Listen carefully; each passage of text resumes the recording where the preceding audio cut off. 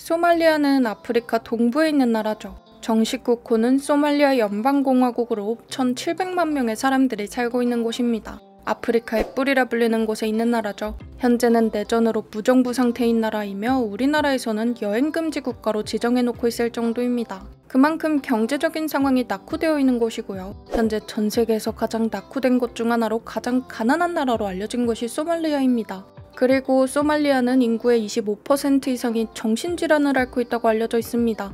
놀라운 사실이었는데요. 그 이유는 바로 까트라는 식물 때문이었습니다. 이 까트라는 식물은 주로 아프리카 뿔에 위치한 국가에서 자생하는 식물입니다. 에티오피아, 소말리아, 예멘이 대표적이죠. 그리고 이런 나라들에서는 수천 년간 이어온 문화가 있습니다.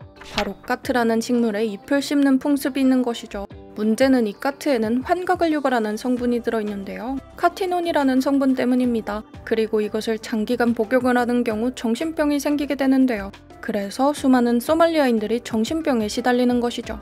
의료와 정보체계가 발달하지 않은 나라인데다가 무정부 상태이기 때문에 까트를 먹는 풍습이 계속 이어지는 것이죠.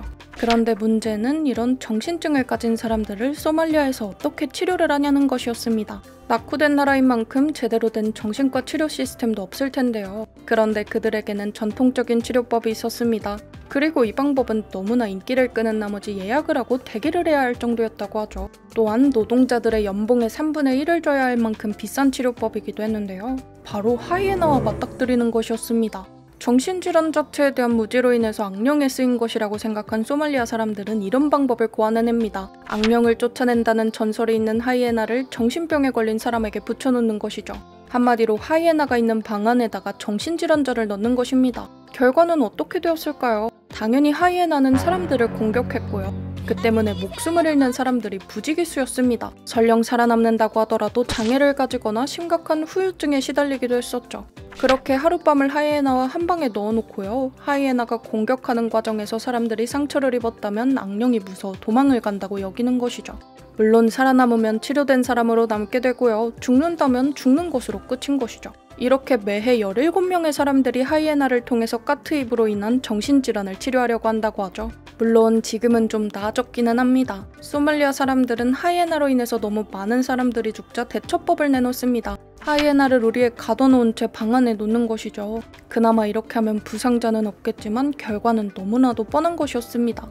제대로 된 치료를 받지 않는 이상, 그리고 까트잎의 섭취를 중단하지 않는 이상 매번 같은 문제가 발생하겠죠. WHO에서 발표하기로 소말리아에는 정신과 전문의라고 할 수 있는 사람이 3명뿐이라고 합니다. 심지어 이들도 WHO에서 딱 3개월만 훈련을 받은 사람들이죠. 소말리아는 최빈국으로서 심각한 문제에 시달리는데요. 하루빨리 내전이 끝나고 제대로 된 정부가 들어서 까트 섭취를 중단시키고요. 각종 지원이 제대로 공급이 되어야 문제가 해결되지 않을까 싶네요.